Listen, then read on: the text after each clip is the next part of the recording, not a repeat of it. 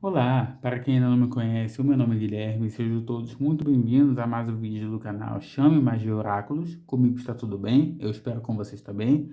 Para aqueles que estiverem chegando aqui agora, sentirem afinidade com a energia do canal, eu peço que vocês curtam, comentem, compartilhem com quem achar conveniente, benéfico e válido.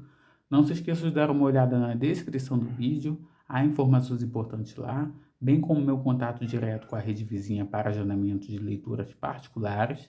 Então, além desse trabalho maravilhoso, do qual sou muito grato de desempenhar aqui nessa plataforma que é das tiragens coletivas, também realizo tiragem particular na sua energia. Para quem tiver afinidade com a minha forma de oracular e quiser realizar uma tiragem, entre em contato através da descrição do vídeo, onde há um link de contato direto. Também temos a possibilidade de contato direto, um link para que você possa acessar um site e fazer doação para o pessoal lá do Rio Grande do Sul, que está sofrendo as consequências dessa calamidade em relação às enchentes e chuvas.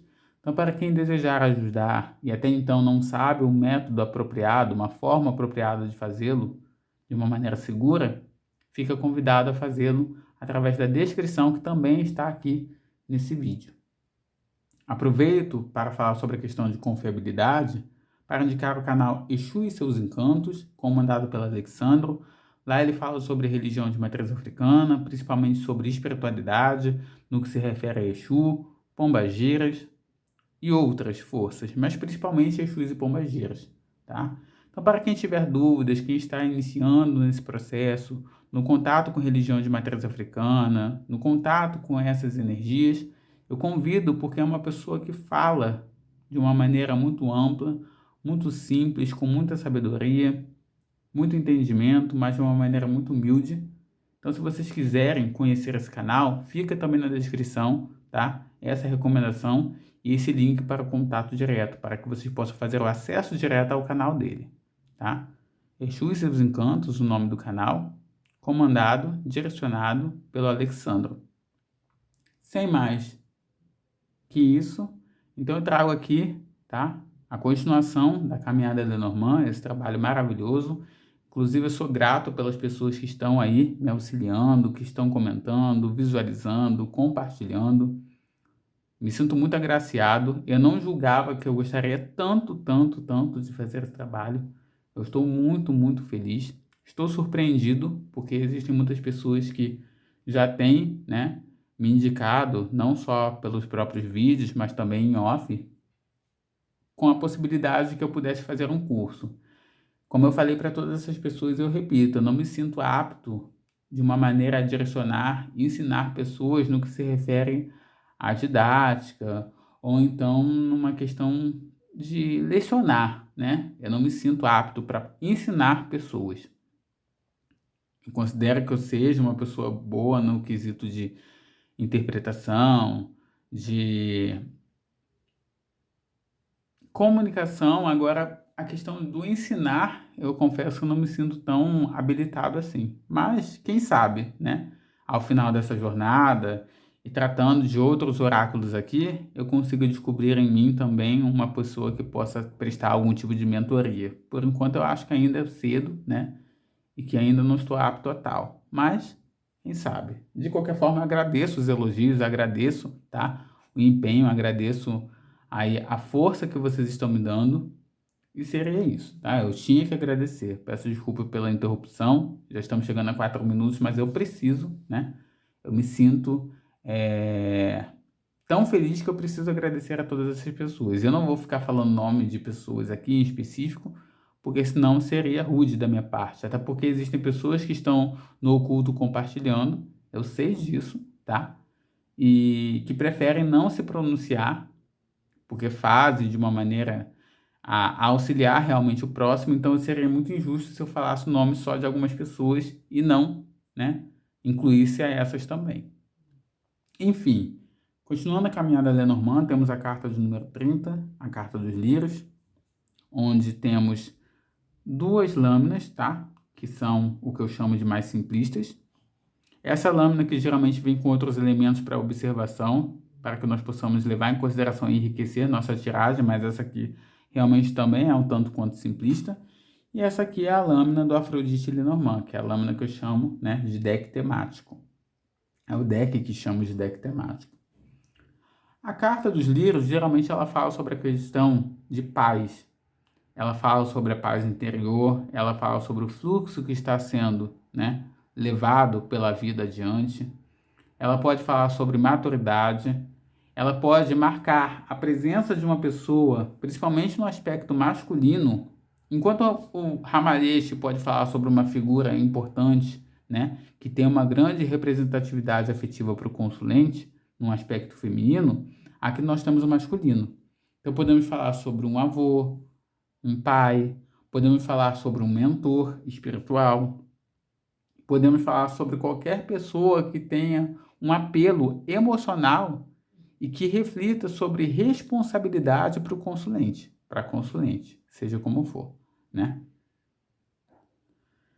Além disso, divergem suas opiniões. Existem pessoas que consideram essa carta como um símbolo de sensualidade, de sexualidade, enquanto existem pessoas que refletem como um símbolo de pureza, um símbolo de afeto, desprendido de sexualidade, desprendido de algo mais mundano, por assim dizer, entre aspas. Quando eu falo mundano, eu quero dizer algo mais carnal, né, gente? Eu estou, inclusive, com as pessoas que refletem essa carta, no meu conceito, na minha percepção, de acordo com as minhas tiragens, que ela reflete muito mais a condição da responsabilidade, da maturidade, da pureza, da inocência. Inclusive, dependendo das cartas que circundar, infelizmente, na maior parte das experiências que eu tenho em atendimento, é uma carta que reflete uma negatividade, por assim dizer, no que se refere a relacionamentos. Porque geralmente sempre vai acompanhada de montanha, foice, o que para mim reflete muito forte uma condição de não ser um despreparo, mas reflete muito forte para mim uma falta de libido, uma falta de desejo físico, uma falta de tesão, né? De fato, falando no popular, né? Então, geralmente para mim essa carta tem se apresentado quase em sua totalidade como sendo reflexo de uma relação já sem desejo sexual, uma relação sem apelo, uma relação que já virou algo fraternal, que reflete uma maturidade, um respeito, uma seriedade. Os livros também falam para mim sobre tudo que é sério, mas não reflete de fato a condição da sexualidade, na minha experiência. Então vocês vão ter que refletir, como eu sempre falo, sobre todas as outras lâminas. Vocês terão que pegar essa lâmina, estudar sobre o simbolismo, vocês terão que entender como que ela funciona na sua percepção, para que você possa tirar. A maior parte das lâminas eu tenho uma reflexão muito múltipla, mas essa carta geralmente e realmente eu não consigo identificar como sendo uma condição de sexualidade exacerbada, até mesmo levando em consideração o deck de Afrodite. Eu não vejo, né? Por que algumas pessoas consideram como sendo, né, a questão de sensualidade, sexualidade, refletem até essa carta como sendo um reflexo, um símbolo do órgão genital, do órgão sexual, do órgão reprodutor feminino, por causa da forma. Então, muitas pessoas refletem essa carta, essa lâmina, como sendo o próprio órgão sexual feminino, o símbolo da feminilidade, no que se reflete e no que se refere ao sexo de fato. Algumas pessoas também a consideram como sendo uma carta que reflete a fecundidade, né? O poder da geração, da sexualidade, da fertilidade. Confesso que a questão da fertilidade eu até consigo identificar, mas que no que se reflete a como está uma relação romântica, né? Sempre, geralmente, essa carta para mim vem associada com a foice ou a montanha. E dito e feito. Existe uma falta de libido na relação, existe uma falta de comprometimento no que se refere ao sexual, já não há mais aquela chama, aquele fogo que existiu na relação nos primeiros tempos e muitas vezes até estão ainda nos primeiros tempos. Essa carta já saiu para mim em questões de consulentes que estavam juntos há apenas 2 anos. Faltava aquela vivacidade, aquela vitalidade. Então, Volto a dizer, você vai ter que refletir como essa carta se apresenta para ti. Algumas pessoas costumam associar essa carta também, por ser o lírio, né, ou o símbolo, quem principalmente tem o conhecimento da religião de matriz africana atribui muito a condição de representação de Oxum no jogo, como se Oxum estivesse falando no jogo. Algumas pessoas já consideram que seria representação de Iemanjá, por conta de sua cor. Vocês entendem como que cada carta aqui, não só essa, mas como todo deck, vai refletir de acordo com como te toca? Algumas vezes, raras são as vezes, eu consigo associar a Iemanjá, por incrível que pareça, né? Eu sei do contexto que existe entre o Xum e os Liros, existem inclusive cânticos, pontos, que falam dessa conexão. Mas para mim, né, nas raras, eu acho que já aconteceu 2 vezes no máximo. Eu vi a presença de Iemanjá se apresentando no jogo. E dito e feito, a pessoa ela era uma protegida, se reconhecida como sendo protegida, ou entre aspas, filha de Iemanjá, tá? Assim como, muitas vezes lá no deck de Maria Padilha, não confundindo muito, mas só para apresentar para vocês qual é o tipo de conexão que é feita, a carta lá das flores com a borboleta pousada, as pessoas refletem como sendo a presença de Yansan, por conta da borboleta, das energias das movimentações, o próprio símbolo da borboleta que é muito associado a Yansan, tá? Enfim, a carta dos lírios ela pode falar também sobre o elemento água, então pode falar sobre tudo que tem a ver com sentimento, emoção. Então, se nós estivermos falando sobre uma relação que está iniciando, ela pode até não ter muito fogo, muito desejo, mas há muita emoção, há muita entrega. Podemos refletir também uma mãe, obviamente, tá? Por mais que eu tenha falado para vocês que o Liro, ele está muito associado muitas vezes, as pessoas consideram uma associação com o gênero masculino, nesse aspecto, né, de representação de uma pessoa, também, para mim, ela pode representar o afeto de uma mãe. Todo aquele afeto que é puro, genuíno, íntegro, limpo, verdadeiro.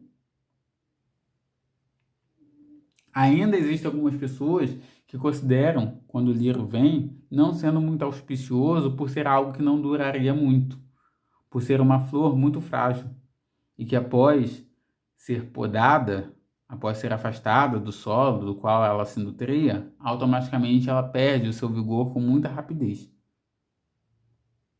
Também esse aspecto não costumo associar muito na minha tiragem, mas tenho conhecimento e acaba agregando.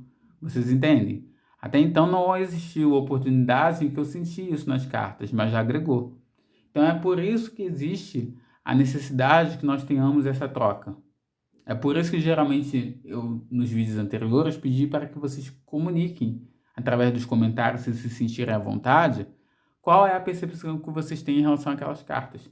Porque algo que vocês falam pode vir a agregar, pode fazer sentido na simbologia. A simbologia que cada cartomante, cada oraculista, cada tarólogo tem para si. Então, vocês fazendo isso gera um grande diferencial. Então, continuando, aqui fala sobre a questão do que é pacífico, uma guerra que pode vir a terminar, alguém, né, se utilizando desse símbolo, é como se fosse a expressão de alguém entregando, entre aspas, a bandeira da paz, o lírio da paz.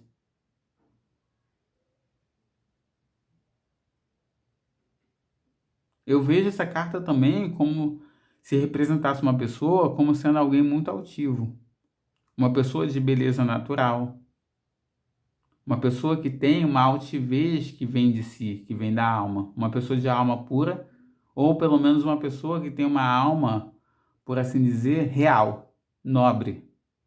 É uma flor que me reflete a nobreza. Enfim, mais uma vez, se eu continuasse falando aqui dos lírios, como eu sempre falo, eu falaria, né, milhares e milhares de horas. Então, tem pessoas até, por exemplo, participando de grupos de cartomancia, tem pessoas que refletem, vamos supor que a pessoa está questionando sobre um caso, eu não faço isso, tá? Eu não acho